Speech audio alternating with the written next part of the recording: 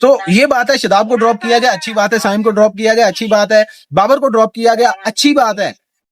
ठीक है, मैं मानता हूं ये अच्छी बात है। नवाज को ड्रॉप किया गया, अच्छी बात है। लेकिन आपको जिन बंदों को चांस देना चाहिए था उनको आपने चांस नहीं दिया। यहाँ पे आपने ज्यादती भी की है। डिजर्व करता था सुफियान मुकीम, डिजर्व करता था उस्मान तारिक, डिजर्व करता था सलमान मिर्जा। अस्सलाम वालेकुम दोस्तों, आप सबको खुशामदीद और चैनल को सब्सक्राइब करें। आज पाकिस्तान ने स्क्वाड अनाउंस कर दिया है अपना बांग्लादेश टूर के लिए। पाकिस्तान ने बड़े नाम तो ड्रॉप कर दिए हैं, जैसा कि बाबर आजम को ड्रॉप कर दिया गया है, शाहीन शाह अफरीदी को कैप्टनसी दी गई है और साथ में ड्रॉप किया गया मोहम्मद नवाज को, और उसके साथ शादाब खान की जगह भी नहीं बन पाई। तो मतलब सीनियर्स जो है उनको ड्रॉप कर दिया गया। अब आगे देखना होगा कि कौन कौन सी टीम सिलेक्ट की है। पाकिस्तान ने जो टीम सिलेक्ट की है उसमें शाहीन शाह अफरीदी कैप्टन है, अब्दुल समद को सिलेक्ट किया गया है, अबरार अहमद और फहीम अशरफ को सिलेक्ट किया गया है, फैसल अकरम नाम तो आप जानते होंगे इस बंदे का, हारिस रऊफ, इनको पता नहीं किस बेस पे सिलेक्ट कर लिया है। और उसके बाद हुसैन तल्लत, मुझे लग रहा था ये ड्रॉप हो जाएंगे लेकिन उनको भी सिलेक्ट कर लिया गया है। माज सदाकत, ये भी अंडर 19 से खेले हुए हैं, आपको पता होगा वर्ल्ड कप में अच्छा परफॉर्म किया था इन्होंने भी। मोहम्मद रिजवान विकेट कीपर हैं, उन्होंने तो आना ही था तकरीबन, क्योंकि वो वर्ल्ड कप में नहीं था इसलिए उनका आना पक्का ही था। मोहम्मद वसीम जूनियर को रखा गया है। मोहम्मद गाजी गौरी, ये भी विकेट कीपर हैं, तो हसीबुल्ला की जगह पे मुझे लगता है इनको रखा गया है सेकंड विकेट कीपर के तौर पे। और साद मसूद, ये भी न्यू है। साहिबजादा फरहान, इनको मैंने बताया था कि आपको हो सकता है साहिबजादा फरहान को जो है ना वो वनडे में शामिल कर लिया जाए, क्योंकि उनकी इतनी अच्छी फॉर्म चल रही है तो उनका बनता है वनडे स्क्वाड में आना। एक बंदा आपके लिए इतना अच्छा परफॉर्म कर रहा है तो उसको मौका डेफिनेटली देना चाहिए, और देना भी ओपनर पे चाहिए, क्योंकि साइम अयूब को तो ड्रॉप कर दिया गया है। ठीक है, और उसके बाद सलमान अली आगा, इनको कंटिन्यू किया गया है, पता नहीं किस वजह से किया गया है, हालांकि इनसे अच्छी तो वनडे की फॉर्म बाबर और साइम अयूब की थी। बहरहाल इनको कंटिन्यू किया गया है।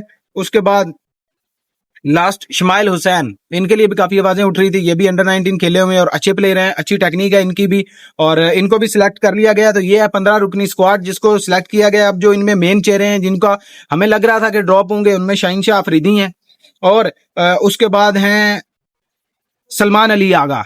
सलमान अली आगा और शाहीन शाह अफरीदी को पता नहीं किस बेस पे सिलेक्ट किया गया है। शाहीन शाह अफरीदी तो चलो पिछले टूर में वनडे के कैप्टन थे, लेकिन अब उनकी परफॉर्मेंस मतलब क्या देख के उनको सिलेक्ट किया गया, तो मुझे लगता है शायद उनको कैप्टनसी की वजह से ही सिलेक्ट किया गया, वरना उनका जो है ना पोर्टफोलियो पिछले कुछ साल का वो तो यही बता रहा था कि भाई उनको वनडे में भी नहीं खिलाना चाहिए, क्योंकि वो T20 के 4 ओवर उतने अच्छे से नहीं डाल पा रहे, तो वो 10 ओवर वनडे के कैसे डालेंगे।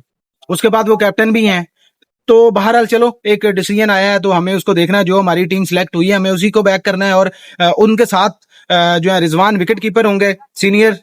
ठीक है, सलमान अली आगा, अब आप उनको सीनियर कह सकते हैं क्योंकि उनको काफी टाइम हो गया कंटिन्यूअसली खेलते हुए, तो ये 3 ही सीनियर मुझे नजर आ रहे हैं। हारिस रऊफ बॉलिंग में, हारिस रऊफ साथ होंगे शाहीन शाह अफरीदी के। तो अगर शाहीन शाह अफरीदी कैप्टन है तो मुझे लगता है हारिस जो है वो तीनों मैच खेल रहे होंगे। और उसके बाद हमारे पास बॉलिंग में फहीम अशरफ है, सही है, अच्छी बॉलिंग कर लेते हैं, बैटिंग कर लेते हैं, जब रोक के खेलना हो तो खेल भी ठीक लेते हैं। नसीम शाह यहाँ पे नहीं है, मुझे हैरानी है कि नसीम शाह को क्यों सिलेक्ट नहीं किया गया, कि जो बंदा आपके लिए इतना अच्छा परफॉर्म कर रहा है, ठीक है, जिसमें इतना पोटेंशियल है कि वो 10 ओवर डाल भी सकता है, उस बंदे को आपने सिलेक्ट नहीं किया। उस्मान तारिक को आपने सिलेक्ट नहीं किया, सुफियान मुकीम को आपने सिलेक्ट नहीं किया। आप मतलब सुफियान मुकीम का तो गलती नहीं है ना, वो तो वर्ल्ड कप के टूर में था ही नहीं।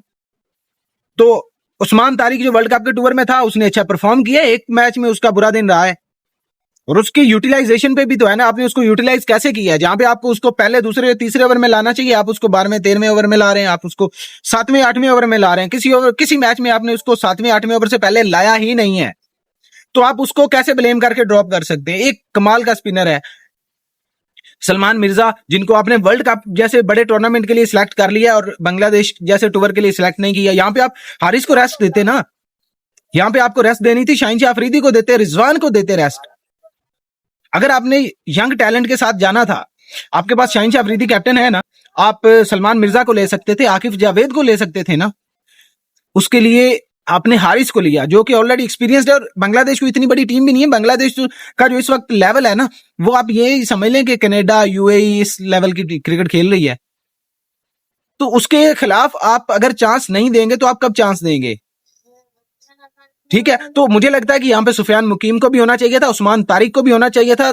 उसके बाद अगर बॉलिंग में देखें, फास्ट बॉलर जो है हमारे सलमान मिर्जा, आकिफ जावेद, इनको भी होना चाहिए था। आप छोटी टीम से मैच खेल रहे हैं, आपको अपना यूनिट जो है ना उसको चांस देना है, आपको अपनी जो बेंच स्ट्रेंथ है ना उसको खिलाना है। कोई बात नहीं, आप बांग्लादेश फिर भी नहीं जीत सकती यार आपसे। आपकी बैटिंग लाइन, बॉलिंग लाइन बहुत तगड़ी है बांग्लादेश से, चाहे आप उनके होम ग्राउंड पे ही खेल रहे हैं, लेकिन आप उनके खिलाफ अच्छा कर सकते हैं। आपको सिर्फ टीम के जो बेंच पे बैठे हुए लोग हैं उनको मौका देना है। बैटिंग में अगर आप देखें तो वहां पे अच्छे चांसेस नहीं है, वहां पे जो यंग टैलेंट है उसको लाया गया है, ठीक है, उसमें सीनियर होंगे, आगा होंगे, रिजवान होंगे, ठीक है। तो ऊपर से मुझे नहीं लगता कि कोई भी सीनियर है, क्योंकि फखर को भी नहीं लिया गया जिसने इतना अच्छा वर्ल्ड कप में किया।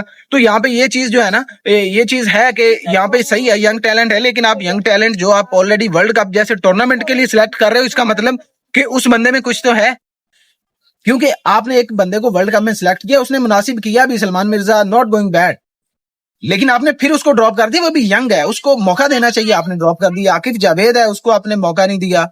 हारिस रऊफ जो ऑलरेडी इतना एक्सपीरियंस प्लेयर है, उसको बांग्लादेश के खिलाफ खिलाने से क्या मिल जाएगा? ना तो उसका कॉन्फिडेंस आ जाना है। वो बंदा खुद कहता है कि मैं रन रोकने के लिए हूं ही नहीं, मैं विकेट्स लेने के लिए हूं। और बिग टाइम वो जितनी लेता है आपको पता ही है, छोटी छोटी टीमों के खिलाफ विकेट्स लेता है, बड़ी टीमों के खिलाफ मार खाता है। तो वो बैलेंस करके कह देता है कि मैं रन खाने के लिए हूं। तो ये बात है, शादाब को ड्रॉप किया गया, अच्छी बात है। साइम को ड्रॉप किया गया, अच्छी बात है। बाबर को ड्रॉप किया गया, अच्छी बात है, ठीक है, मैं मानता हूं ये अच्छी बात है। नवाज को ड्रॉप किया गया, अच्छी बात है, लेकिन आपको जिन बंदों को चांस देना चाहिए था उनको आपने चांस नहीं दिया। यहाँ पे आपने ज्यादती भी की है। डिजर्व करता था सुफियान मुकीम, डिजर्व करता था उस्मान तारिक, डिजर्व करता था सलमान मिर्जा। ये हमारी मैनेजमेंट पता नहीं क्या सोचती है और क्या इसके माइंड में चल रहा है। अब इसके बाद अगले टूर में देखते हैं, आगे पीएसएल स्टार्ट हो जाएगा तो वहां से भी हमें कुछ टैलेंट मिलेगा। उनके साथ देखते हैं कि वहां पे जो है पीसीबी उसके बाद के टूर का क्या जो है ना लेता है रिजल्ट्स, और उसके बाद क्या डिसाइड करता है कि कौन सी हमारी जो है ना नेक्स्ट टैलेंट होगा, कौन से हमारे नेक्स्ट जो है ना 11 प्लेयर्स होंगे, 15 प्लेयर्स होंगे। बहुत शुक्रिया, अल्लाह हाफिज।